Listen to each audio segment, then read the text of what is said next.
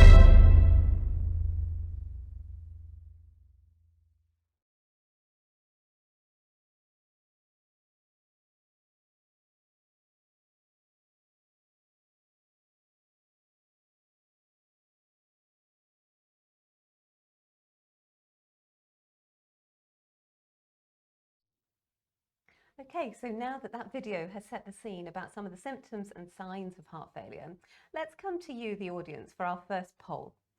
So NT-proBNP tests help determine whether a patient with symptoms such as fatigue and breathlessness has heart failure or not. Are you aware of this simple blood test? It's recommended by NICE and available through primary care services. But just to start us with, so how aware were you? Were you aware that that test existed? And we'll come back to that poll in a minute, and we'll see what your response to that one is.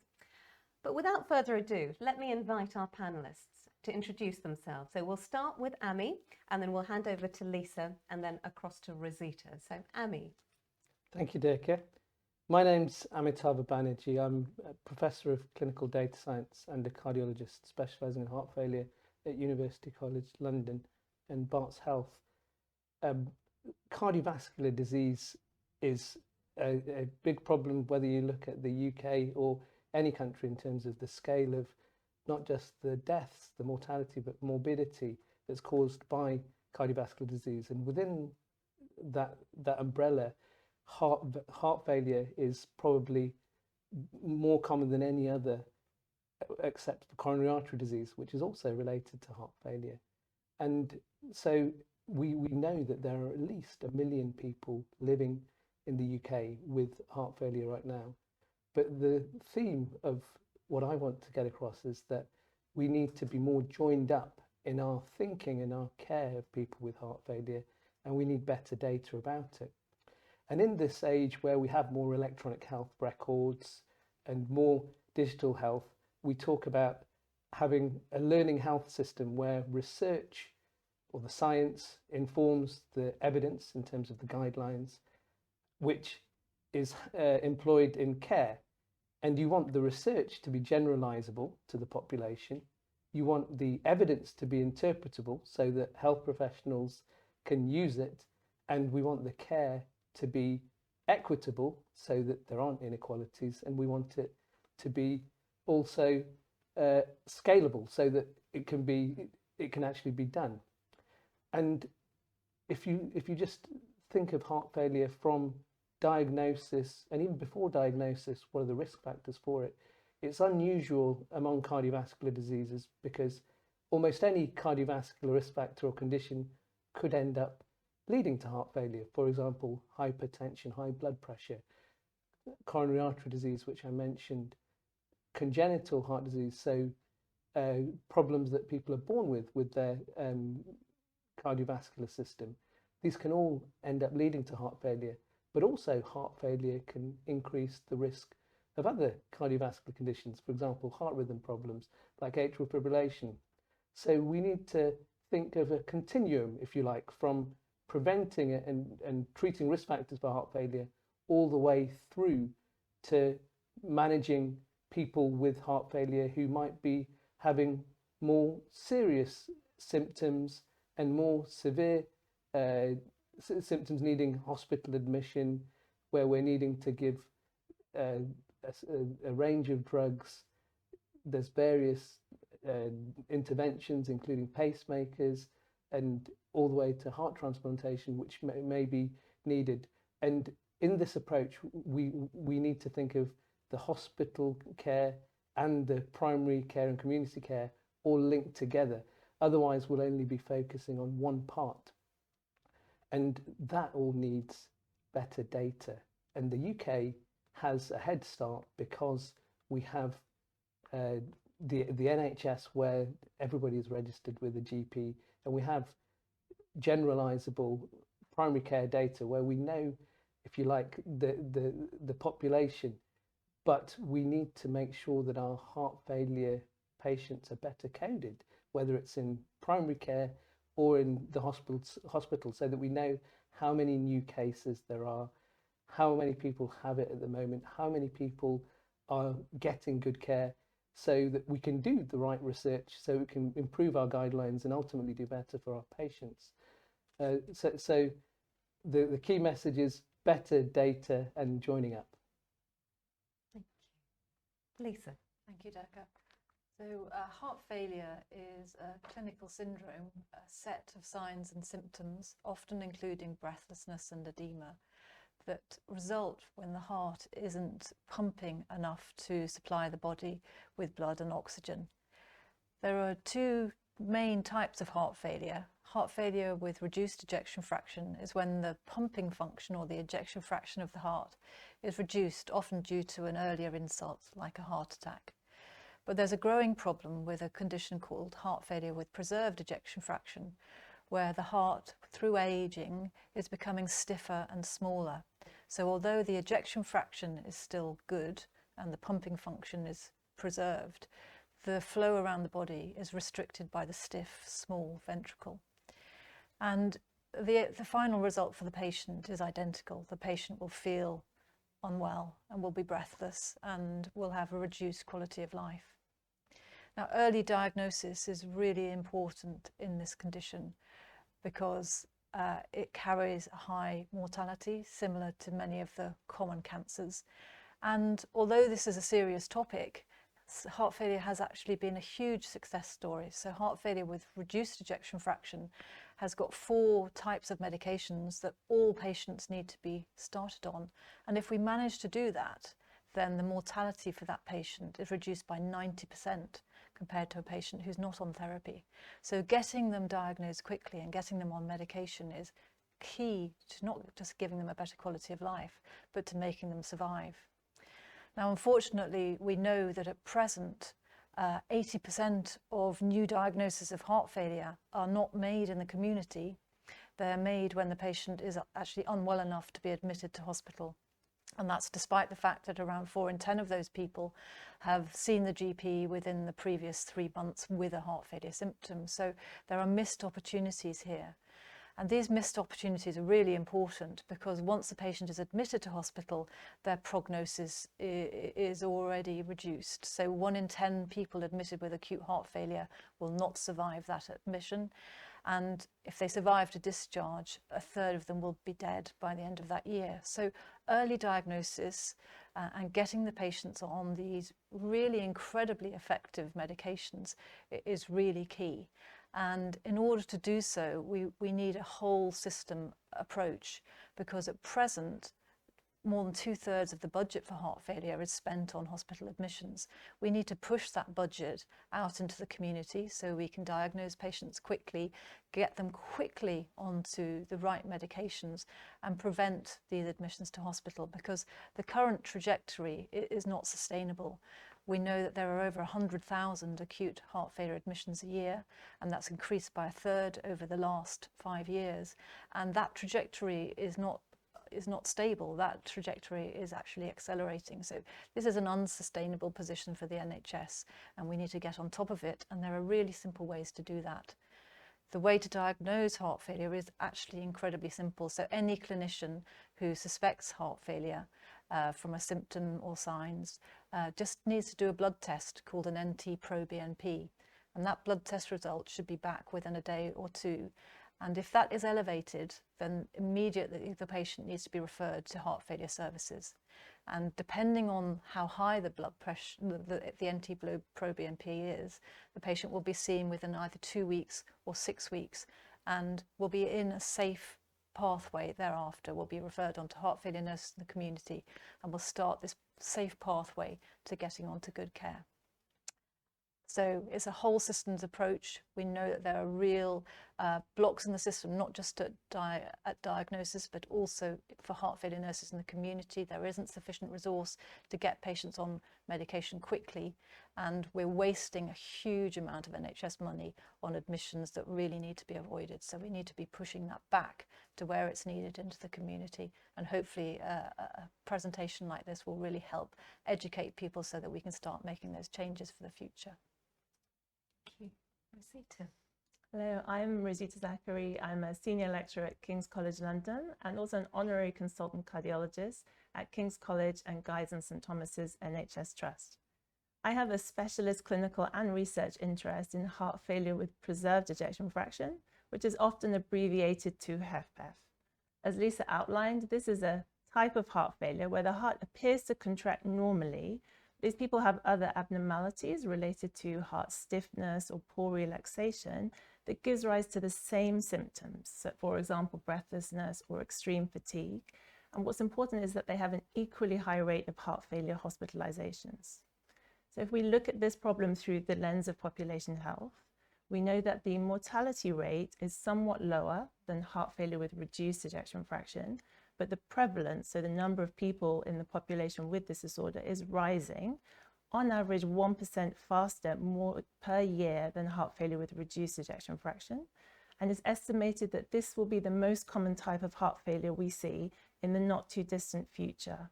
So HFpEF is a growing problem for our population and for our healthcare services. I would just like to highlight 3 areas that I believe should be our call to action. Firstly, we have the capability to diagnose this condition, but we are under-recognizing and certainly under-recording HFpEF. And this might be one of the reasons why people with this condition are less able to access certain services.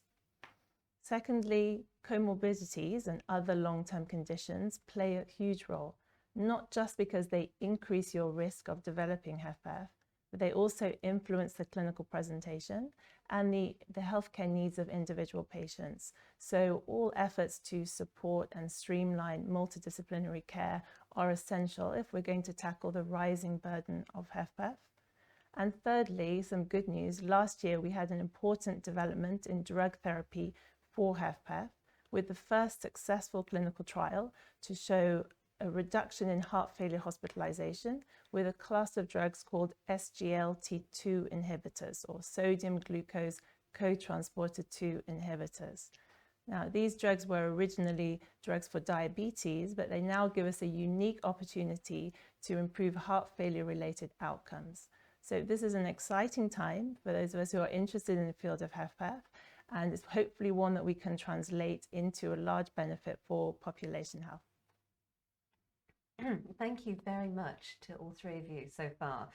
Already making a compelling case for the need to focus on this and the opportunities in the health and care landscape, working more as partners for population health to really make a difference. Exciting conversation ahead, I sense. But just before we do, let's come back to the poll and see what you've responded to and how many of you were aware. There's over 230 of you who've responded to the question. And interestingly, 56% of you do know about the test, the NT-proBNP test, but 44, so a considerable proportion didn't. So remember in your questions, those of you who didn't know, one, it's an area to go and look at, because clearly it's a really helpful test in terms of the diagnosis of heart failure. But 2, keep us to check in terms of what you need as well. And don't let the conversation get too technical. But those of you who are here with a more technical background and want some technical questions, do chuck them in, and we'll do our best to answer as many as we can. We will try our best to provide resources afterwards as well to meet all of your needs.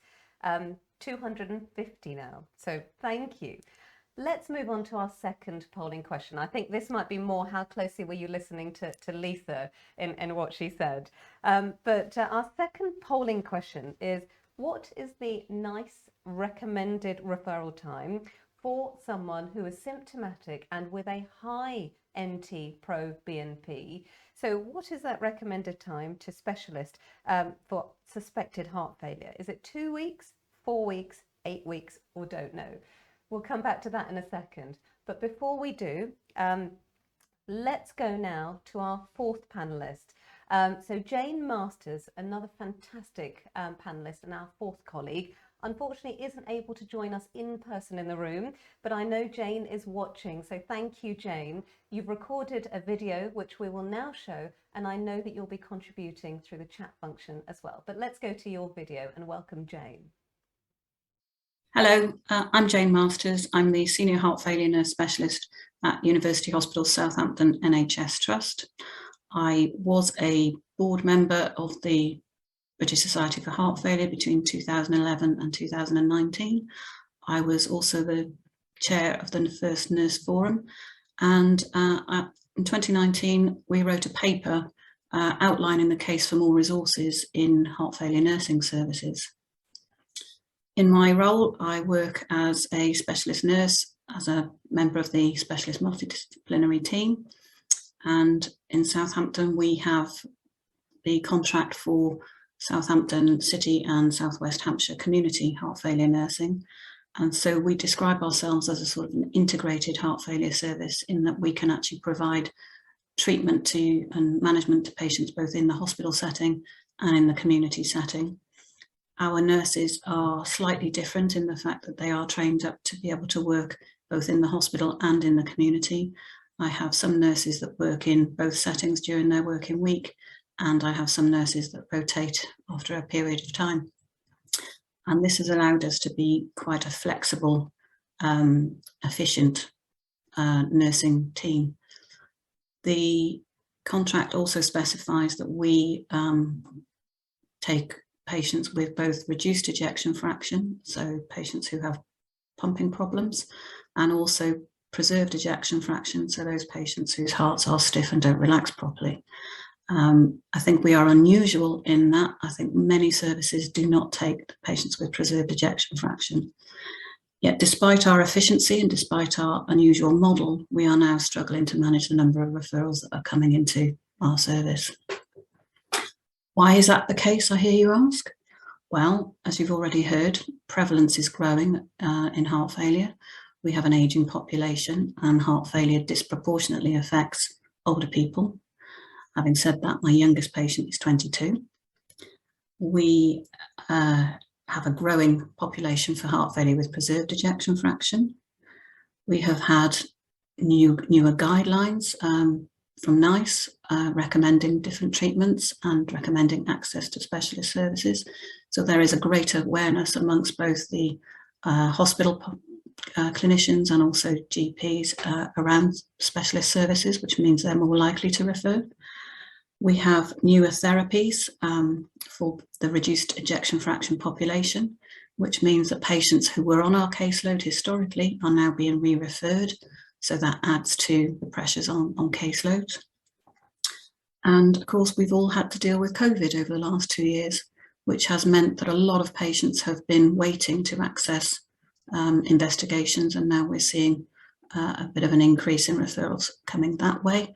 And of course, we're all trying to keep patients out of hospitals at the moment because beds are scarce.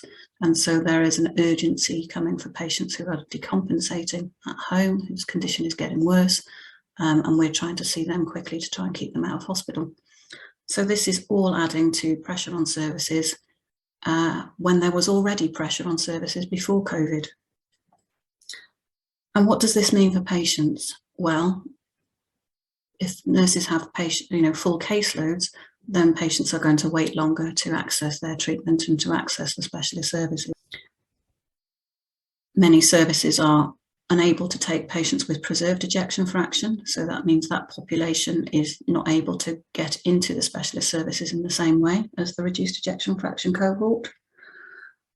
We have these newer therapies that are available for patients with reduced ejection fraction, and we know that they are life-prolonging, but patients are having to wait to access those drugs.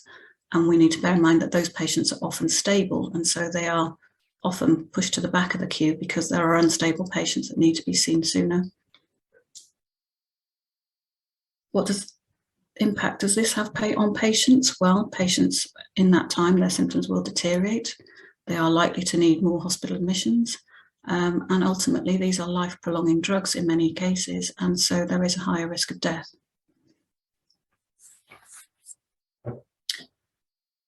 What is my biggest concern? If you read a heart failure textbook, or a paper, you will often see the phrase, heart failure is more malignant than many forms of cancer. Yet we have life-prolonging drugs that will actually, allow patients to live longer and with better quality of life. And yet patients are now waiting longer to access these drugs. So to make a comparison with cancer patients, we are effectively restricting access to patients' chemotherapy. We are making them wait longer for life-prolonging drugs, and this makes me feel uncomfortable. There is also the potential for a new treatment for heart failure with preserved ejection fraction coming on the market. We've not had a treatment for this cohort of patients previously. There is a probability that the clinicians will want to refer those patients on to specialist nurses to try and get these patients on this treatment. But at the moment, there just really isn't the capacity in the nursing caseloads to be able to do this. And so we've got a great new technology in the pipeline, but we're going to struggle to actually apply that to the patient group that it will benefit.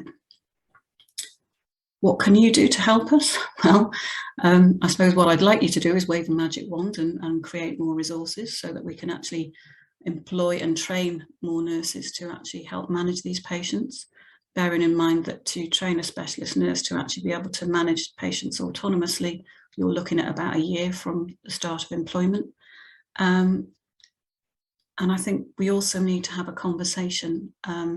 We need to have a conversation with primary care networks, with commissioners, with specialist services to actually see how we make better use of specialist resources so that the right patients are actually getting timely access to the people that can help them both stay out of hospital and live longer.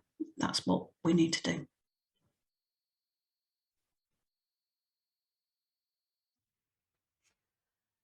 Thank you to Jane. And I know already there's a question for Jane that's come in that we'll be asking Jane to respond to in the chat. But let's go back to your poll then. I think it's a question about kind of how much were you listening, but it looks like most people got the answer right. So it's 2 weeks.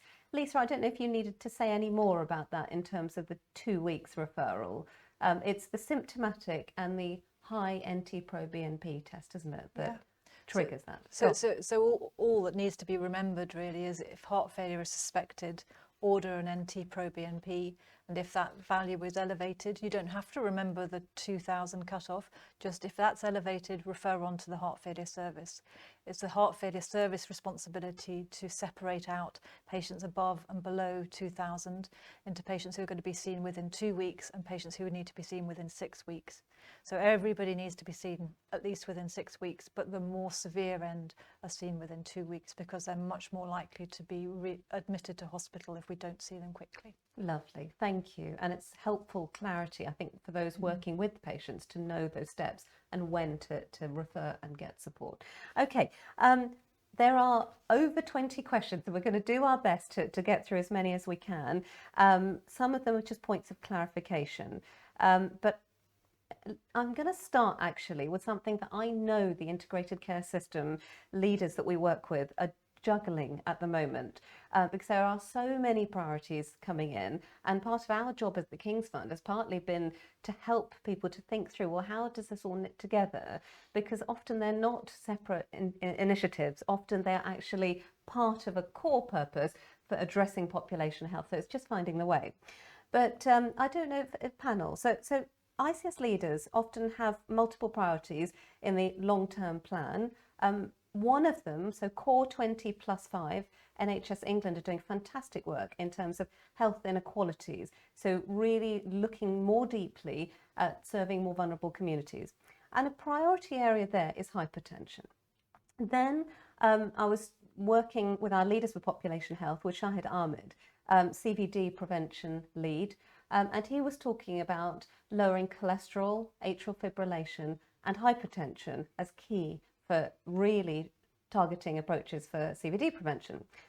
How does heart failure fit into that? What would you recommend those grappling with these competing priorities, or what can feel like competing priorities, in terms of how to approach heart failure as well? I don't know who wanted. Shall we start with Ami? Sure. So heart failure actually, I think, provides an opportunity to draw things together, because all of the conditions that you've mentioned are risk factors and can play a role in development of heart failure, and people with heart failure can have those and need those treating as well. I think we do need to have heart failure within those type of goals and targets, both in terms of the diagnosis and, as Lisa and Rosita were saying, the treatments that are becoming available, so that we can monitor that we are following guidelines and being equitable. And so there's a process from having the recommendation, having the data to monitor it and then improve it. And we're in the good place where we have things that we can do for a condition that's very common, which is linked to most cardiovascular disease. So I think that we should be banging on an open door here. Thank you, because heart failure affects, I think, 1 million people, we were saying, weren't we, Rosita? So, and also that point about comorbidities came up when you were talking earlier. Yes, absolutely. That's very important. I think your point about managing these different conditions, I would see it as they're very related to heart failure. I wouldn't see it as an either or scenario and one against the other, because I would speak particularly about heart failure with preserved ejection fraction. There's a huge overlap in symptoms, but also, although we are at an early stage of our understanding of the science underlying HFpEF, we do believe that these conditions contribute to the progression. So treating these conditions are probably related to the progression of heart failure with preserved ejection fraction. And one of them you mentioned in particular, atrial fibrillation, for instance. We know that there's a huge burden of undiagnosed heart failure in patients with atrial fibrillation. And there's been a few screening studies where they've gone out and performed echocardiography in primary care in patients with atrial fibrillation who have symptoms, and they found that a large number of them have undiagnosed heart failure, and of those, 75% are heart failure with preserved ejection fraction. So I think as we're looking to treat those conditions, we will also unmask more heart failure, which is affecting their outcomes as well. Lovely. So there's something about use this as an opportunity to see the connections across. It's not about either or, it's about both and, isn't it? And creating a holistic plan for population health for the people that you serve. Maybe start by understanding the population, look at the data, and we'll come on to that, look at the inequalities that exist, and then think through actually what are the needs of that group and how do I best serve them. Brilliant. Let's come to you, Lisa, now, in terms of the questions that we've got. So one is a point of clarification. So the NT-proBNP, what's the difference between that and BNP? So actually they're one and the same thing in a way. The NT-proBNP is the N-terminal part of the BNP molecule. And we can measure either BNP or NT-proBNP, but we have switched in the UK over to using NT-proBNP, and there are two major reasons for doing that. The first is because it's much more stable, so the GP could take that in the community and put it in the fridge to be sent off the following day in the routine delivery to the hospital, whereas a BNP test would need to be transported immediately, so that's much less efficient. And it also means that if you're doing a BNP in the hospital, that's probably quite easy to do, but if you're doing NT-proBNP in the hospital and a BNP in the hospital, you have two different levels. So we need to all be doing the same thing. So let's do something that's easy to access wherever you are. So that's the NT-proBNP. But also one of our newer medications, sacubitril/valsartan, affects the level of BNP. So therefore it means that it's less reliable if a patient's on that medication. So therefore we need to switch to something that's accessible for everybody and is reliable whatever medication you're on, which is why we're now using NT-proBNP. Brilliant, thank you, and helpful for me as well, because I was asking the same question earlier as a clinician, and really helpful clarity. So I think the answer is NT-proBNP. Yeah. Brilliant. So another point of clarification, and I think Rosita, this one might be for you. What is the name of the study for HFpEF and SGLT2, please? Oh yes, so the trial that was published last year was called Emperor Preserved, and it looked at one agent from this class called empagliflozin. And there is another trial, the DELIVER trial, which we'll publish later this year, looking at another agent from this class, dapagliflozin. And we're hoping that if that shows a similar result, then this will prove in a way that this is a class effect. So all of the drugs from this particular class will help. What I would just highlight is that this was a breakthrough in heart failure with preserved ejection fraction, because up until now we didn't have a specific drug therapy that improved heart failure outcomes, although we have other things that we can treat, but not for heart failure outcomes. And the size of the benefit was significant. So we talk about relative risk reduction. So there was a 29% relative risk reduction in heart failure hospitalizations as one of their endpoints. But the number needed to treat was 31 over an average period of 26 months. So if you imagine that we think more than 1 million people in the UK have heart failure, and we estimate that up to half, or maybe more of those have heart failure with preserved ejection fraction. For every 31, we may be able to prevent a heart failure hospitalization. So it was an important turning point. Wow, thank you. And shows the importance of the research community, doesn't it? And you were talking earlier, Amy, about the learning systems, and so much more around the corner potentially too. So amazing, thank you. So a question here from an audience member. How big do you think the undiagnosed population with heart failure is, and how can we better reach them? I think that's a crucial question, but a very difficult question to answer, because the undiagnosed population might have symptoms and so not present to healthcare, but also there's an asymptomatic period in heart failure or in many diseases and conditions where people might not yet have developed their breathlessness or their swelling of their ankles, but they've got an underlying problem with the pumping of the heart. And so I'm afraid we can't put a number on that yet. I guess if the problem is that people aren't accessing care or being unable to present, that's kind of the first priority in the integrated care system to try and tackle. And so we might look at referrals and compare with other countries' data. Thank you. Lisa, I think I remember reading, so in the British Society of Heart Failure, on your position statement, that during the COVID pandemic, wave 1, there was a particular issue in terms of people not feeling able to access services, and so you really felt the need to stress that services need to keep going. And was it to the magnitude of about 20,000, 23,000 misdiagnoses, even in that period alone? So that's quite a stark figure. I don't know whether that improved through the course of the pandemic, or actually these are still yet to be understood. I think the lockdowns have had a big effect on presentation with heart failure, because patients or people have been restricted to their houses a lot of the time. And so whereas if you were out doing the shopping, you would start noticing your breathlessness when you're carrying your shopping, people at home waiting for a delivery have not been noticing those symptoms early. And so a lot of people have remained without symptoms, but simply because they're not really stressing their bodies. And as we begin to ease our restrictions and people begin to go out, we are now seeing an absolute flood of referrals. Actually, I don't think there's any service certainly in South London that is managing to keep up and keep on top of the referrals. There are a huge amount of referrals, and it's because we've hidden it. It's been hidden by our lack of exercise during the pandemic, and now we're doing more. It's beginning to show itself. So there's lots of things. It's not just that services weren't there, it's also that people weren't aware of these symptoms, and they're beginning to notice them now.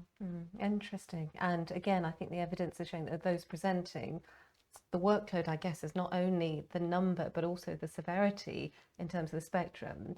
And on the backdrop of a health and care workforce that's in crisis, in terms of, just the sheer impact of what they've been through, or the capacity issues. I guess, what's your sense then about what needs to happen? Even how to deal with that kind of magnitude of caseload already that you're seeing? The lockdowns definitely had the impact that Lisa said, but also I think in reality we've had fairly high infection rates throughout the pandemic, and actually this is an indirect effect of that non-COVID services, including for heart failure, have been held up because of finite resources, finite staff, and whether that's in primary care or in hospitals. And I think going forward, actually, it's really important that we do keep treating and diagnosing and managing people's underlying conditions, of which heart failure is a common and important one. And actually that will reduce the risk of severe COVID-related disease if you're managing your underlying conditions properly. So yeah, it's not one or the other. It's being joined up in our care. Yeah, and underlying conditions. I mean, there's a myriad, isn't it? Diabetes, hypertension. I mean, so many that I think you're referring to when you say comorbidities underlying. Yeah. So just to dig that little bit further in terms of that, because there's an interesting question here from S. O'Brien. Sorry, I don't know your first name, but S. O'Brien, who says, Prof. Banerjee, do you anticipate an uptick in investigations for heart failure for people living with long COVID?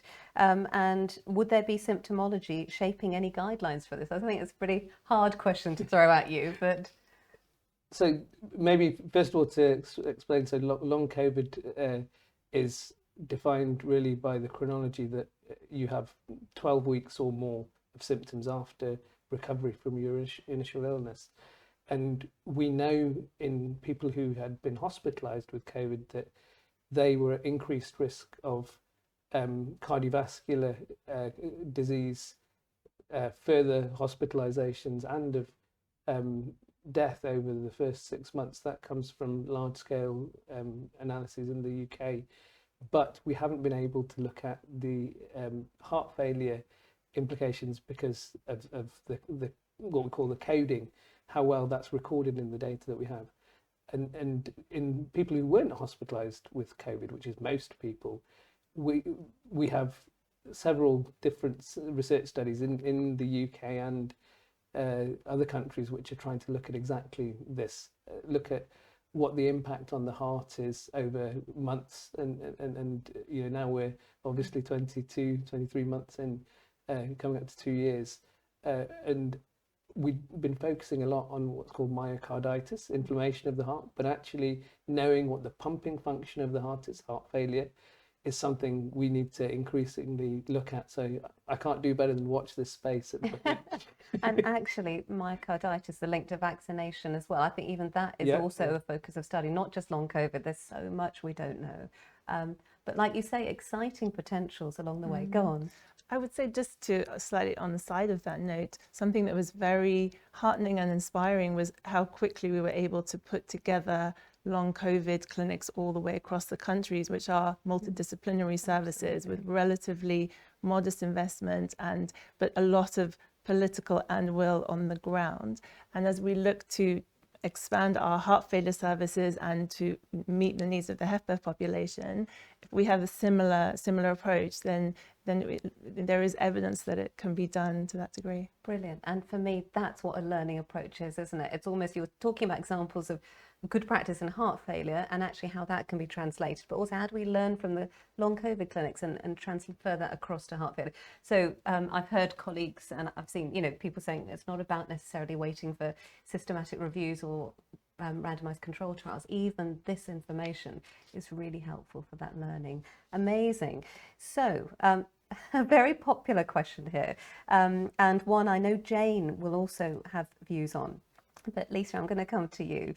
So heart failure has been identified as a priority within our health system. So that's maybe the local health system. I don't know which level the person asking the question is working at, but that's good. But it's not being prioritised with resources and services, and something that we sometimes hear across a range of areas. Do you have views about why and what can be done about it? I don't have views about why, but I do obviously believe that things need to be done about it because we can't continue at this pace of change. Yes, it's true, the long-term plan identifies heart failure as a priority and pleasingly early diagnosis, but there's a lot more to that. Having diagnosed it, we then need to feed those patients into community heart failure services, which is properly resourced with heart failure nurses so that they can get onto these medications as quickly as possible. Also, the GIRFT report has identified that whereas in the past the population probably required 1 heart failure nurse per 100,000, GIRFT has recommended 4 per 100,000, partly due to the growing population and partly also because we're going to effectively have to double our services to cope with the HFpEF patients that we haven't previously looked after, which will be about 50% of the caseload. So yes, it's identified as a priority, there is an identified need, but there isn't funding attached to it. And people in power need to recognise that if we're not going to continue on this incredibly sort of fast acceleration of heart failure admissions, which we can't afford in terms of both cost but also in bed space. You know, the average length of stay is twice the average for any other admission, so average is 10 days. We don't have that bed space. We need to be dealing with this in a much more cost effective and efficient manner so that we reduce mortality, but also so that we actually have money in our ICSs that we can use for these fantastic prevention schemes.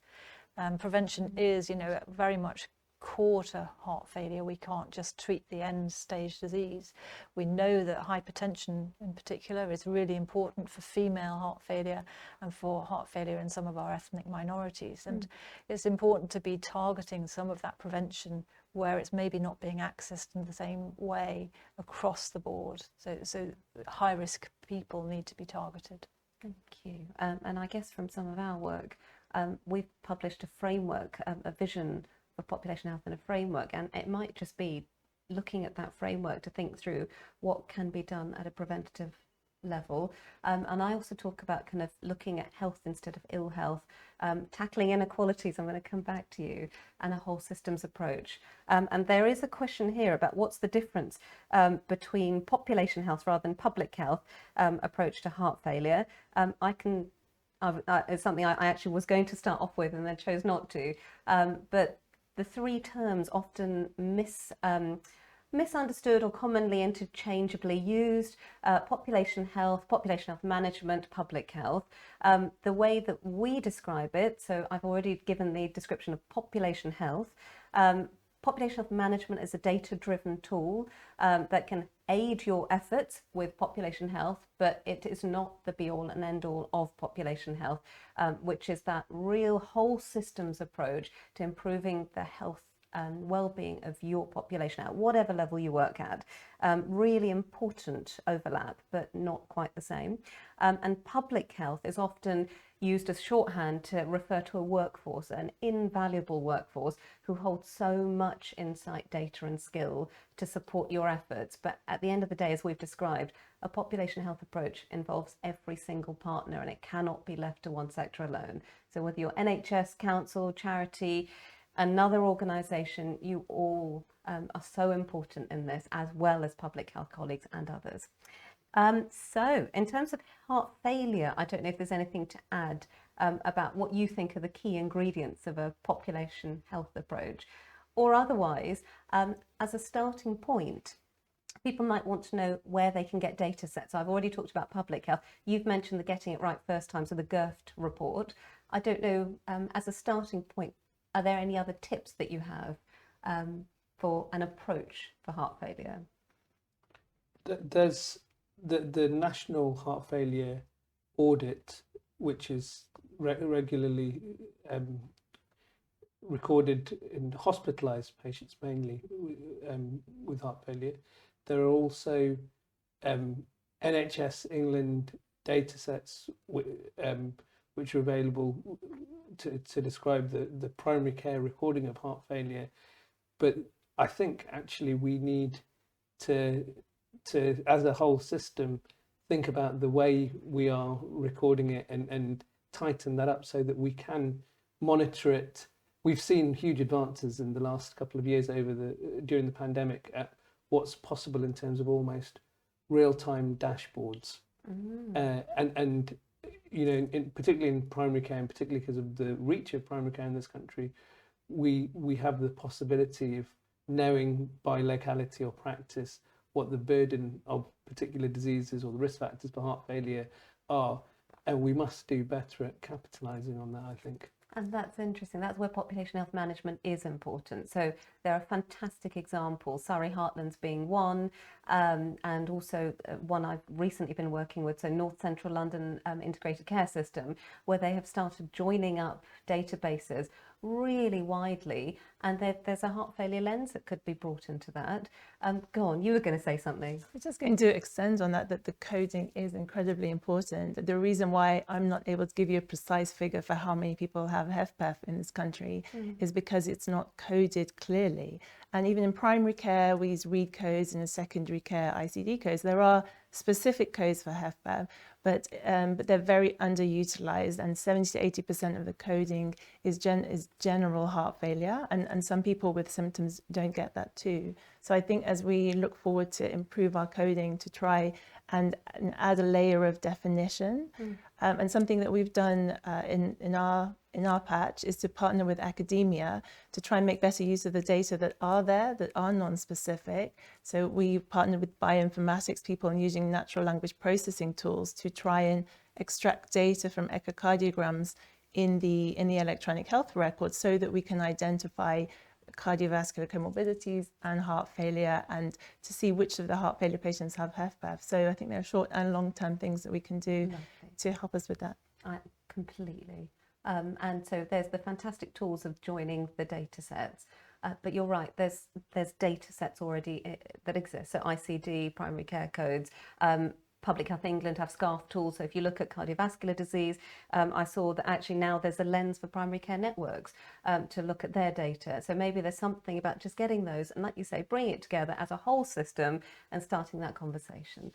There are questions for Jane. I think Jane will pop an answer in. If so, I'll read it, but otherwise we'll try and share the answers from Jane afterwards. But there's a question for Jane. Do you have any hope that telemedicine can assist in shortening the waiting lists? And also, how important are heart failure specialist nurses in disease management, and are they consistently available in the community? So I don't know if colleagues wanted to comment on any of that.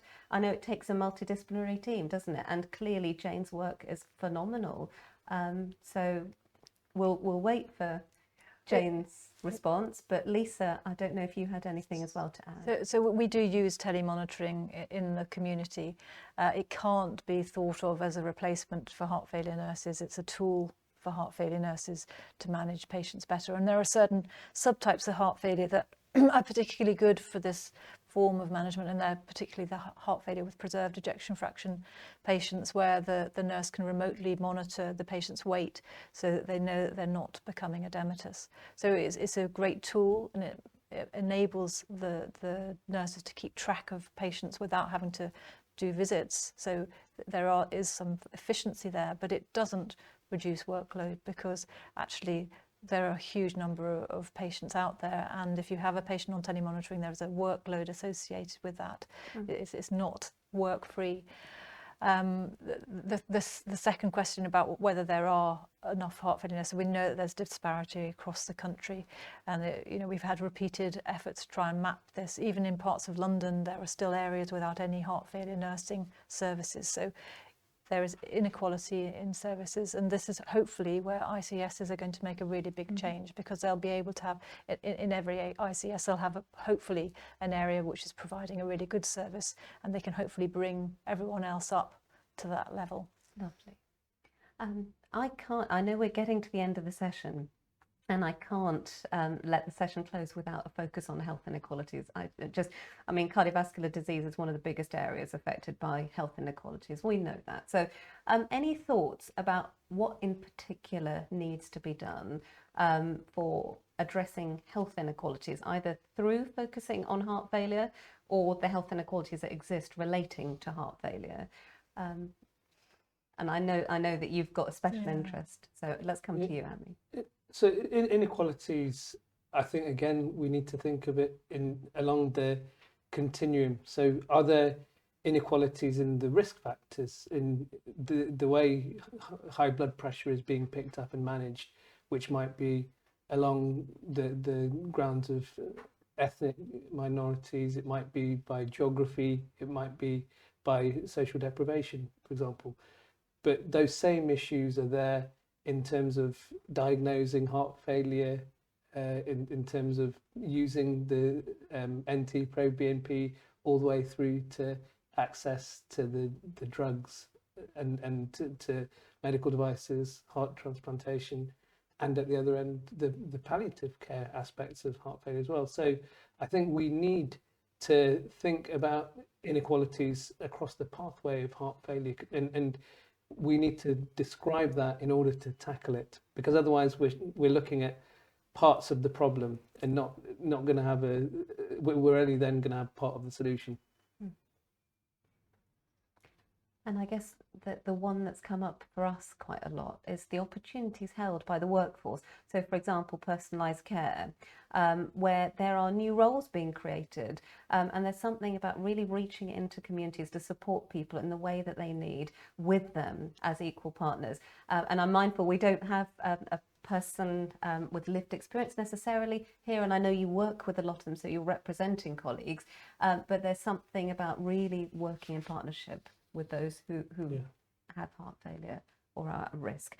Okay, so I'm mindful now that we're really at time. So let's come to you and give you the chance to have a final say. What's the key message that you would like to leave the audience with? What's a take home? Rosita, let's come to you.